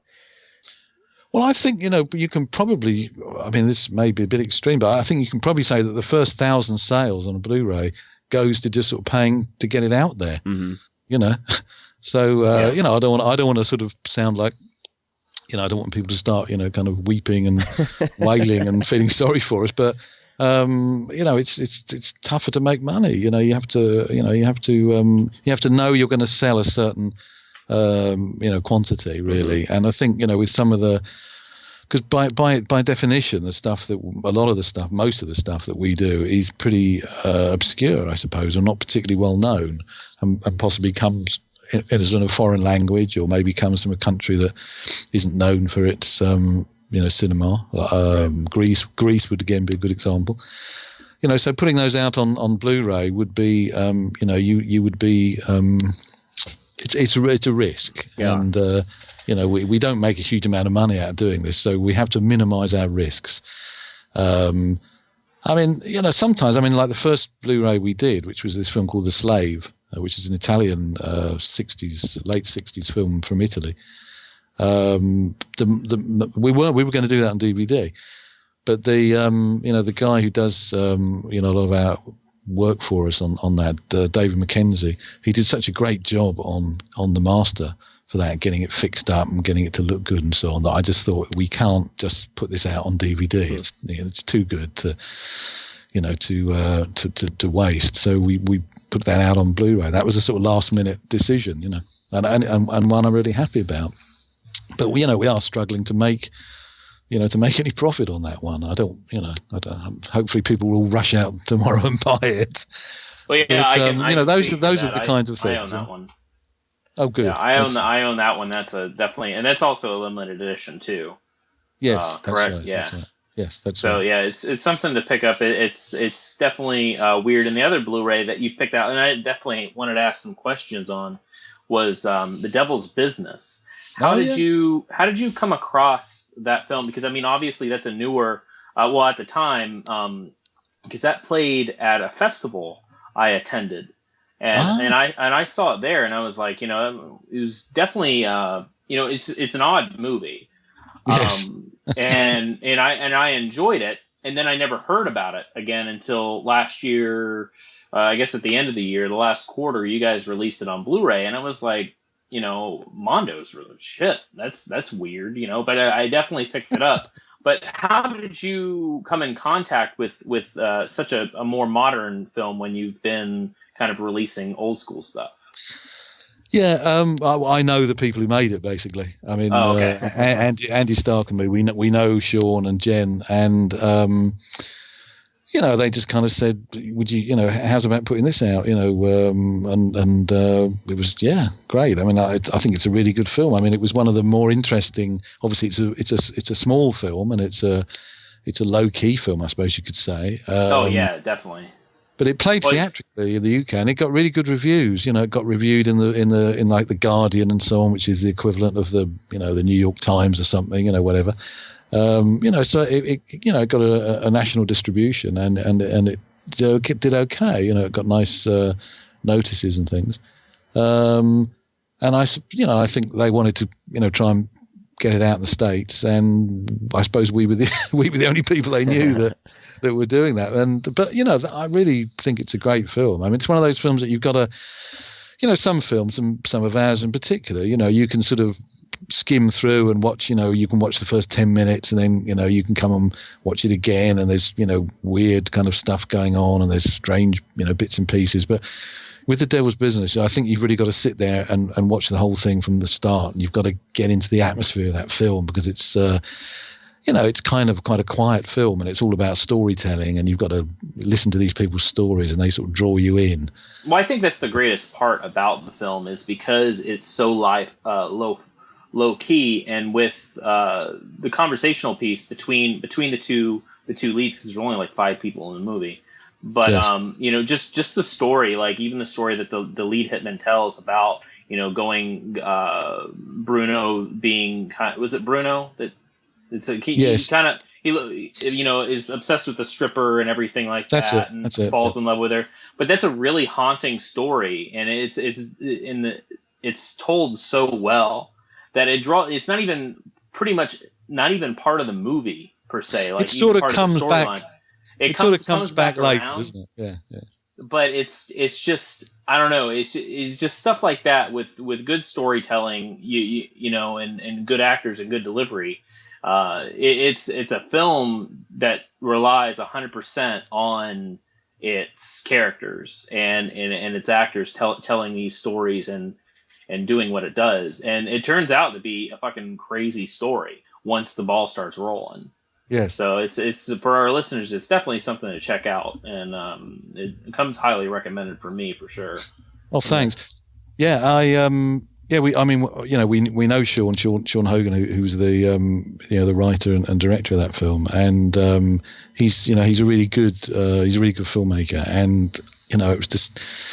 And it's kind of nice example, that film, of how you can, on the Blu-ray, there's a lot of extra bits and pieces, interviews and things that tell you the story of how that film came to be made. And I think, it's nice in a way for people to know about that stuff, because it's like, if you've got an idea and you think it's a good idea and you've got the energy to get up and do it, you can do it, and you can get the film out there. And if it's good, as that film is, then people will respond to it, and it will get seen and talked about.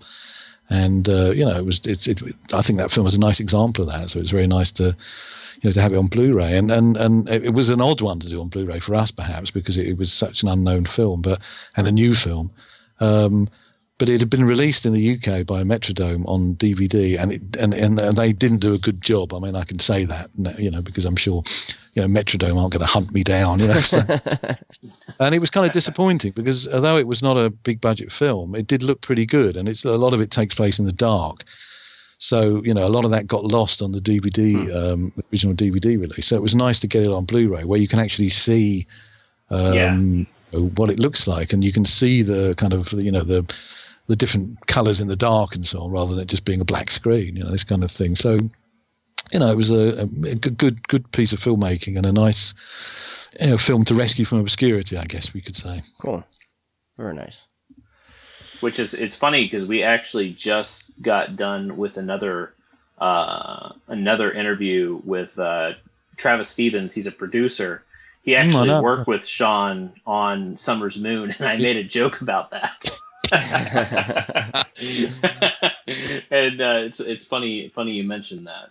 Well, I mean, we brought it up, but yeah, it's great. Oh no, I know all those guys. Yeah, I mean it's a small world, isn't it? Yeah. yeah. All right. Well, gentlemen, I need to wrap up. My little guy is about to wake up from his nap, so I need to go take care of business. And I'm about to go to sleep. So. Oh man, it's late. Oh yeah, it's later for you, right? So 10:30 at night. Yeah. Right, well, we appreciate you staying up and No, coordinating honestly, with us, I don't. I'm not going to go to bed. But, yeah. he's one of us. weird. What are you talking about?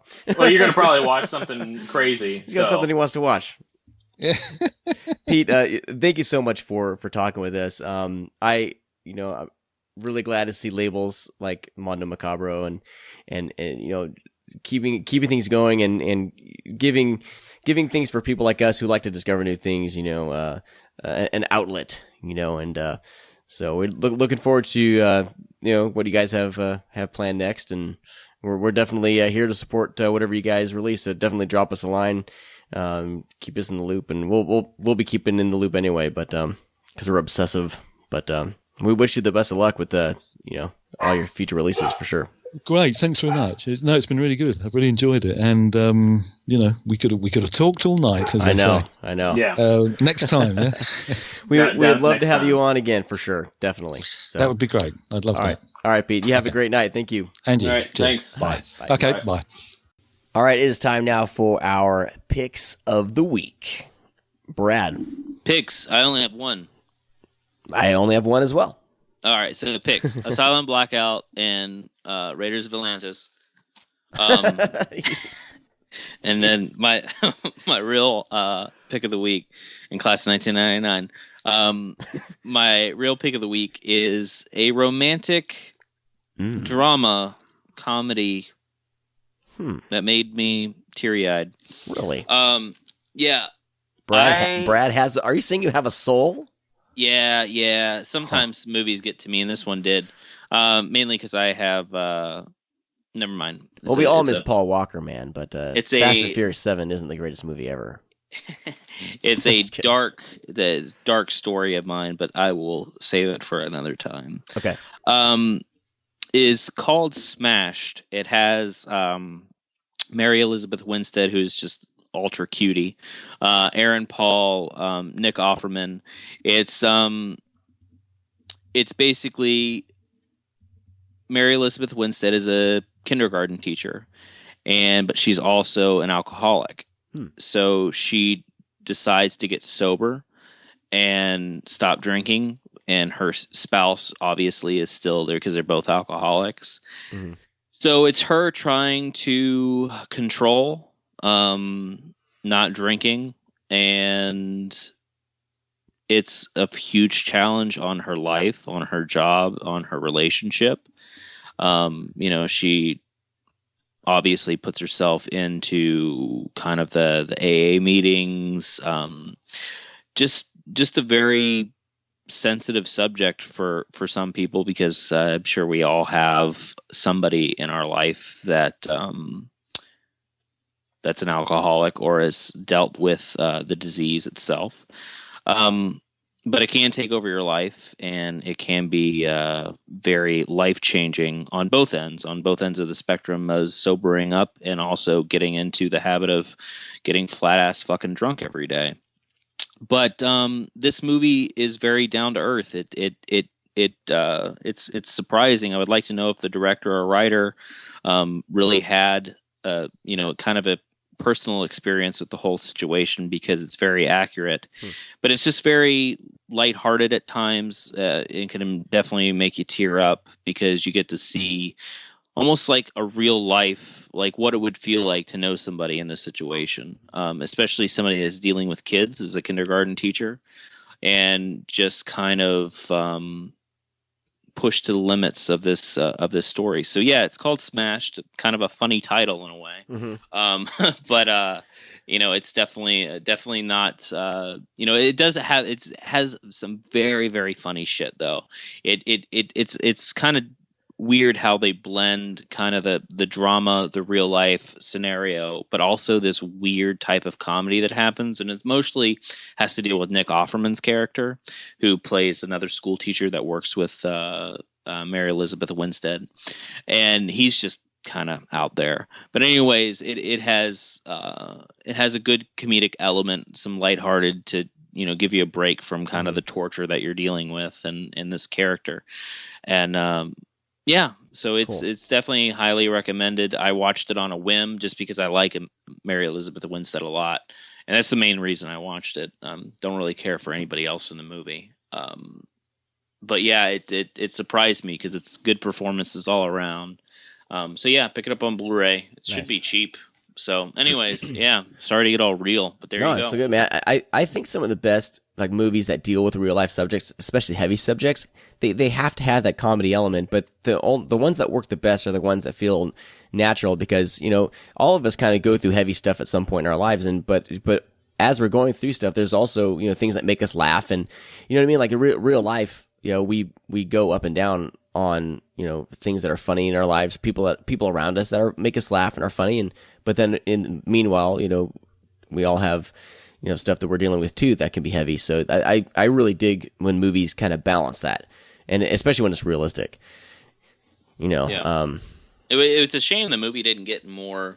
Yeah, it's the first time I'm hearing about it. More notoriety or anything. It was very low key. I just remember hearing about it because it played at Sundance.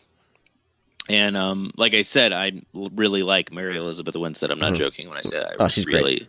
Really like Mary Elizabeth Whoa. Winstead. So when I saw her name pop up, I'm like, I'll watch anything she's in. I don't care. But when I started, I was like, shit, man, this fucking movie is heavy as fuck. I kind of knew it was going to be about drinking, but in a way I thought it was going to be a comedy, but it's not. It's, fucking pretty real. So, cool. Yeah. Well, mine is also a very heavy drama. Whoa. No, it's Solomon Kane is my pick of the week. The Eric is the name Purfoy or something? James Purfoy. James Purfoy, that's what it is. I also known as the brother of Thomas Jane. And both of them are the children of Christopher Lambert. Right. Right. I really they all look similar to me. It's weird. Yeah, it's but weird. I think James Purfoy, I like him a lot. He was in the HBO series Rome, and I really liked his character, and so ever since I saw him there, I've always I wish he would have bigger roles, because I think he's great. He was in a movie called Ironclad, I think. Yeah, Ironclad's pretty good. The pretty sequel, badass. not so much. No. Ironclad's pretty great, but and he was also Spencer in Resident Evil. Yeah. So he's had like a couple of like lead roles, but in very like odd movies. Speaking of Ironclad, also has a fantastic performance by Paul Giamatti playing King John. Oh, he's great. And also stars one of my favorite actors of all time, Jason Fleming. Nice. But but we're talking about Solomon Kane. Yeah, Solomon Kane. And this is a character created by Robert E. Howard, who created Conan the Barbarian. And I remember when this movie, when I found out about it, a lot of us in the kind of the geek, I don't know, the horror community really liked it. Our horror community was about it as well, and then it kind of got pushed aside and didn't really get like a U.S. release, and we had to wait forever for it to come to Blu-ray. Yeah, it came out like last year, right? Yeah, and when it came out, it was just like very little fanfare. It was like everyone's all excited about it, and it's almost like they missed the window to release this, because it finally came out on Blu-ray, and all of us who really wanted it had probably imported like the UK Blu-ray, but it finally came out in the US, and I really dig this movie. It's goofy, it's but it's kind of dark fantasy film, and it's directed by Michael J. Bassett. But James Purfoy is great as Solomon Kane. He's kind of like this. He was like this. Not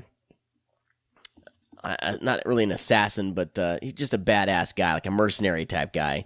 And he gets I don't know, I can't remember exactly. He befriends like a Puritan family as he's on the road, and it's one of what's his name? Pete Postlethwaite's Postlethwaite. It's one of his last performances, and I really like that. Yeah, he's that actor. great. And Max von Sydow's in it. Who else is in it? Oh gosh, the main sorcerer bad guy is played by somebody you all will recognize, but I can't think of his name right now. But it's just a badass little flick with some pretty decent effects. And there's like this weird like kind of blend of like religion into the story with the Puritans, you know, and everything. And he's a mercenary. He thinks he can't be saved ever, and he kind of takes it upon himself when this Puritan girl gets kidnapped by the sorcerer to basically save her, and it kind of changes his life around a little bit to actually do something good for once. And it's just a really fun movie. And I think, like, I remember I recommended it. I go to this like used DVD and record store, and this dude, there's this dude there. He's like super nice, you know, but he's like into death metal and big old beard and everything. And him and I got to talking, and I recommended this movie, and he ended up watching it, I guess. And then so every time I go in there, he's like, "Dude, Solomon Kane." You know? So I haven't seen it in forever. I saw it back, man. Yeah. Shit, it's probably been over it came like out in 6 or 7 years since I've seen this movie. It came out theatrically in 2009, but it didn't really play anywhere here. And then the Blu-ray took even a few more years to finally come out. So this is one that I would say a lot of people kind of, it missed this window. So a lot of people either never saw it, or people that saw it, and then that was about it. I kind of forgot about it. I mean, I remember liking it. I know that it's funny because we mentioned Jason Fleming. I know Jason Fleming's in this one too. Yes. But I'll have to watch that again because it's been quite some time. Yeah, it's really good, and the Blu-ray stacked, man. There's commentaries and there's 2 commentaries on it and everything. It's a lot of fun, and I wanted to see this character happen more in more movies, but it's just one of those movies that just, it's really good, but it didn't stick. You know what I mean? It's kind of like how all his movies are, though. Yeah. Aside from the the Silent Hill movie that he did, but the director. Yeah, he has another one that was really like you'll see it all the time in the dollar bin.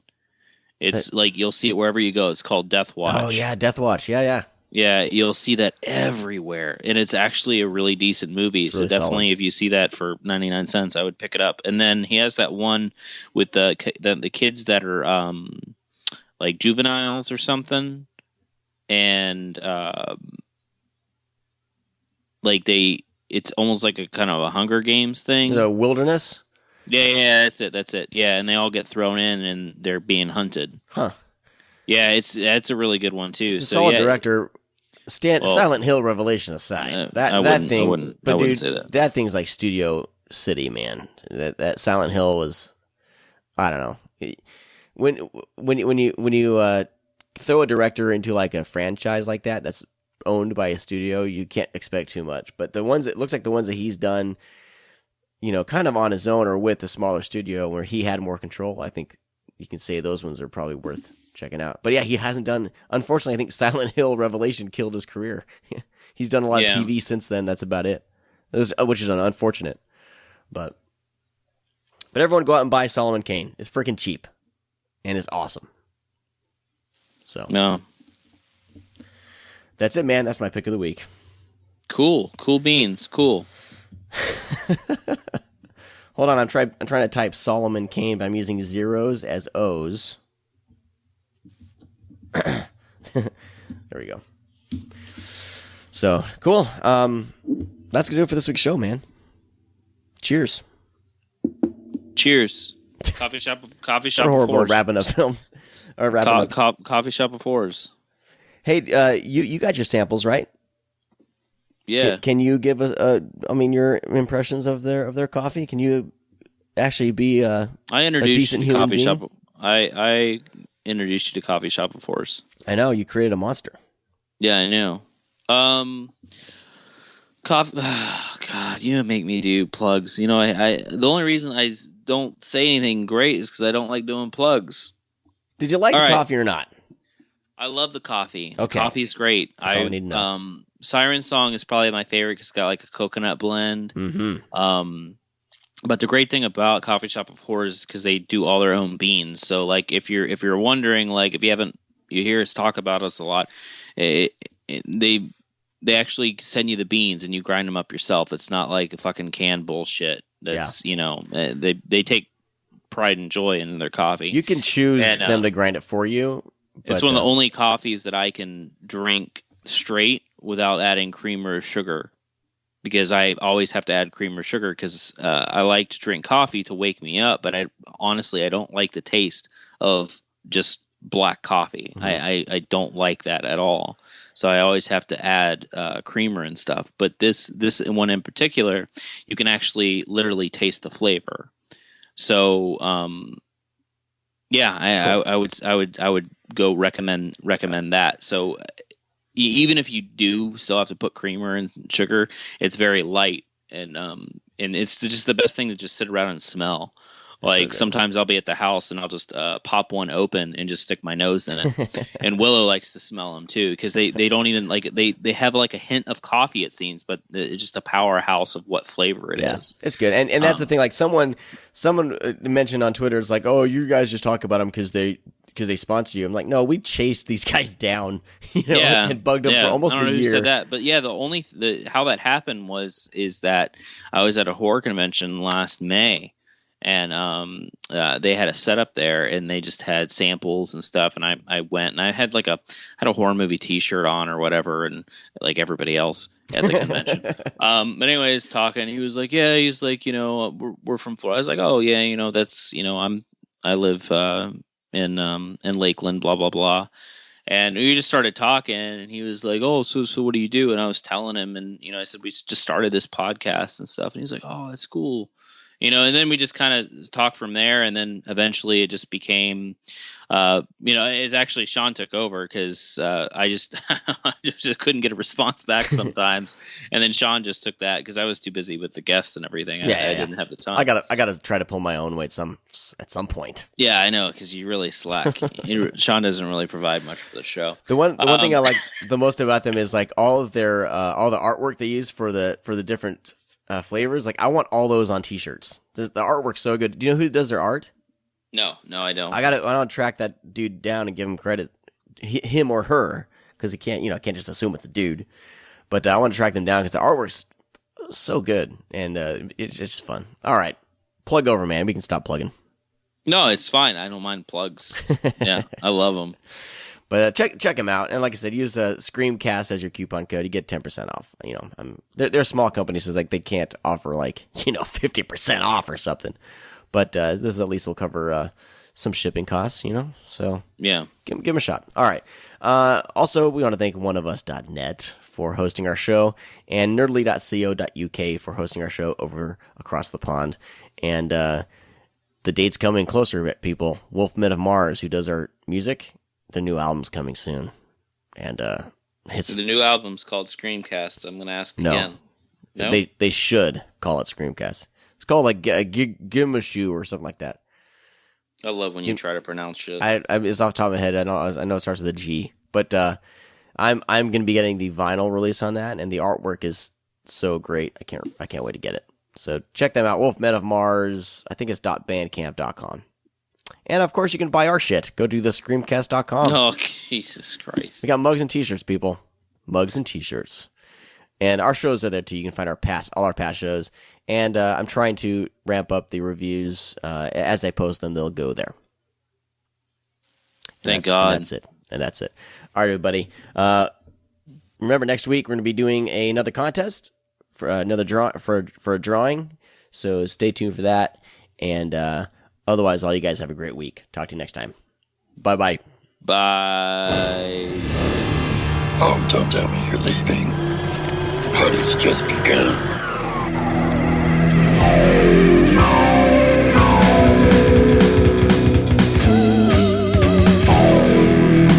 Are you ready? Yeah. I was born ready. Yeah.